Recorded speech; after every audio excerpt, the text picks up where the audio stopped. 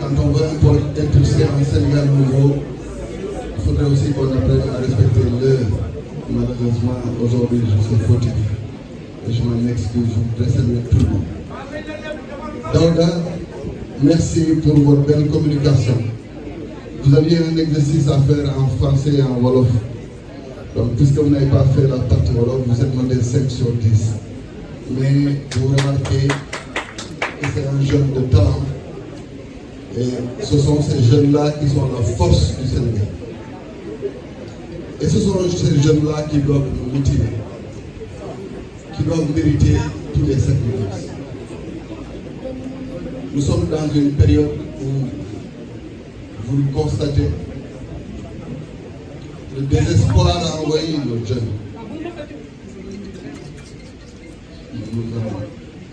S'il vous plaît.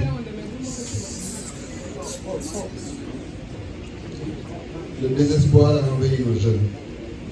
Sur tous les écritères des médias, dans tous les journaux, vous entendez le nombre de pirogues qui arrivent, heureusement, et vous lisez le décombre macabre de jeunes Sénégalais, de jeunes Africains qui sont en train de braver la mer à la quête de l'avenir meilleur. Nous, hommes politiques, nous avons le don de la politique de l'autruche. Nous ferons quelques tweets, quelques messages pour nous en émouvoir, pour nous en désoler, alors que nous ne donnons pas un cap véritable à cette jeunesse. Et pourtant, je le dis pour les Sénégalais d'ici, et surtout ceux de la diaspora qui sont témoins de ce que je dis, et pourtant quand vous allez dans les fabriques, dans les usines en Turquie, en Italie, en Chine, en France, partout, dans les confections, dans les bijouteries, dans la haute couture, dans les chaussures, dans le bois, ce sont de vaillants jeunes Sénégalais qui ont appris leur métier ici au Sénégal et qui sont partis et qui sont en train d'enrichir les autres continents. Or, il était possible de leur donner un meilleur avenir chez eux. Et au nom de ça, nous devons tous nous engager. Nous devons nous engager d'abord pour que nos frères et sœurs qui aujourd'hui sont appelés diaspora sénégalaise et qui sont en train de nourrir plein de familles, qui sont en train de participer à l'essor économique, à la solidarité sociale sénégalaise. Nous devons nous battre pour que cette diaspora continue d'avoir le cordon ombilical avec notre pays. Et pour ça, Dieu sait que c'est facile.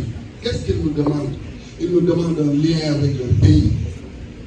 Ils nous demandent d'être là pour eux quand ils ont besoin de formalités administratives. Ce n'est pas normal qu'un Sénégalais qui vit au Brésil, en Italie ou en France doive courir pour avoir ne serait-ce qu'une copie de sa pièce d'identité, ne serait-ce que la copie de son passeport. Ce n'est pas normal. Nous sommes dans un monde connecté. Nous devons pouvoir fournir une plateforme à la diaspora sénégalaise pour que partout où il se trouve, le fils du Sénégal qui a besoin de l'État du Sénégal puisse en un clic déposer ses formalités et avoir la requête qu'il faut pour la production de ces documents. Vous savez que parfois ils vivent dans la détresse quand ils perdent un des leurs, j'allais dire un des nôtres. Oui, il arrive qu'un fils du Sénégal meure et qu'on doit faire une quête pour pouvoir ramener le corps au Sénégal. Et la responsabilité de l'État est d'être là pour ces Sénégalais-là. Qu'est-ce qu'elle nous demande d'autre, la diaspora sénégalaise, en dehors de cette présence? C'est de pouvoir créer un lien.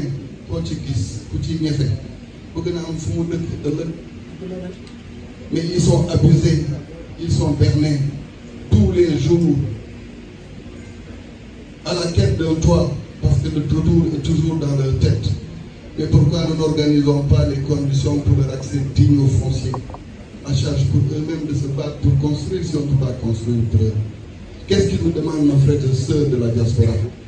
Ils nous demandent que quand ils ont des opportunités dans le cadre de l'exercice de leur mission dans ces pays-là, quand ils ont une opportunité à amener au Sénégal, qu'on leur donne le link pour pouvoir le faire.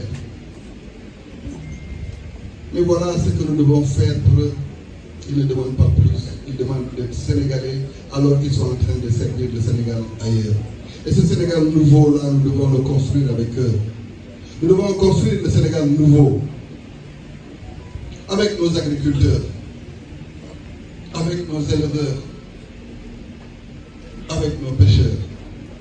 Nous sommes un pays côtier où la pêche devait être un formidable outil de développement. Mais nous avons ce paradoxe dans notre pays pour l'agriculture, l'élevage et la pêche.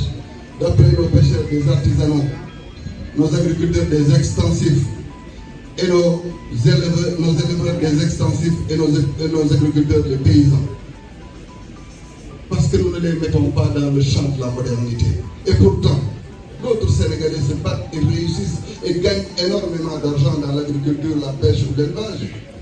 Mais pourquoi la grande masse, elle qu'on connaît comme existentiellement agricultrice, éleveurs et pêcheurs, comment ces personnes-là ne doivent pas aujourd'hui trouver un cadre d'expression qui puisse les lier avec le vrai Sénégal?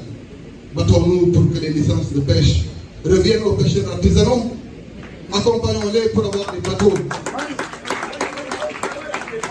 Et après, eux, ils se débrouilleront pour faire de la pêche un outil de développement pour notre pays. Accompagnons-les pour avoir des instruments de stockage. Accompagnons-les pour les transferts de technologie quand il le faudra. Accompagnons-les parce que c'est eux qui connaissent la pêche, c'est eux qui doivent faire la pisciculture.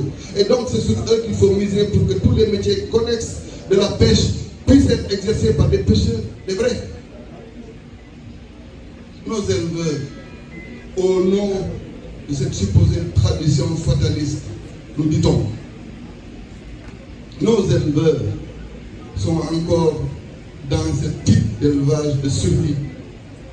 Une belle expérience, et je loue d'ailleurs le président Macky Sall pour cette belle trouvaille avec le ranch de Doli.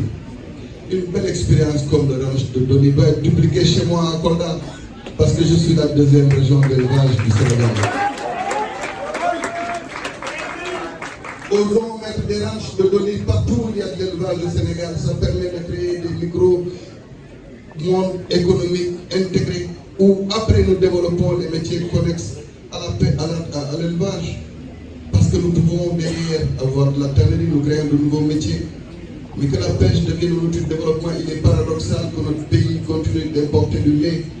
Il est paradoxal qu'on ne mette pas en exergue la pertinence de chaque jeune Sénégalais, de chaque chef de famille sénégalais qui se bat pour mettre au toit de sa maison ou parfois dans la cour de sa maison quelques moutons et qui en survit. Pourquoi nous ne promouvrons pas demain l'agriculture périurbaine, l'élevage périurbain? Parce que ça se fait, il faut qu'on se batte résolument pour que ceux-là qui sont en train de voir comment s'en sortir avec ces moutons à côté ou ces chèvres ou ces poulets demain puissent en vivre parce que ce sont des métiers et parce qu'ils peuvent nous aider dans le cadre de la lutte pour l'autosuffisance par rapport aux moutons, par rapport à beaucoup d'autres animaux qui sont nécessaires au développement de notre pays, à l'agriculture surtout. Nous avons besoin de dames, de chevaux. Et tout ça peut être l'objet d'une étude particulière pour que l'élevage devienne un outil de développement sérieux. Cette agriculture qui systématiquement est nourrie d'intrants, de matériel agricole, de semences, au l'oreille de chaque hivernage, et qui ne s'en sort pas, mérite qu'on s'arrête dessus. Et comment s'y arrêter? C'est de créer un comportement économique chez nos agriculteurs. Il le faut. Ils ne doivent pas être dans cette logique systématique d'assistanat. Nous devons promouvoir la modernisation de l'agriculture d'une autre façon. Renforcer nos sols, c'est vrai. Promouvoir la recherche, c'est vrai. Renforcer surtout la recherche en mettant des fonds innovateurs pour ce sujet-là. mais oser aller vers des cycles qui peuvent être adaptés au dérèglement climatique actuel, mais renforcer le paysan pour qu'il ne soit plus un paysan et qu'il soit un agriculteur. C'est le Sénégal fragile qui nous intéresse. Le Sénégal fragile, c'est 10 à 12 millions de Sénégalais qui sont dans l'agriculture, c'est vrai, dans la pêche, dans l'élevage, mais qui sont surtout dans plus de 150 métiers de l'artisanat et qui aujourd'hui, malheureusement,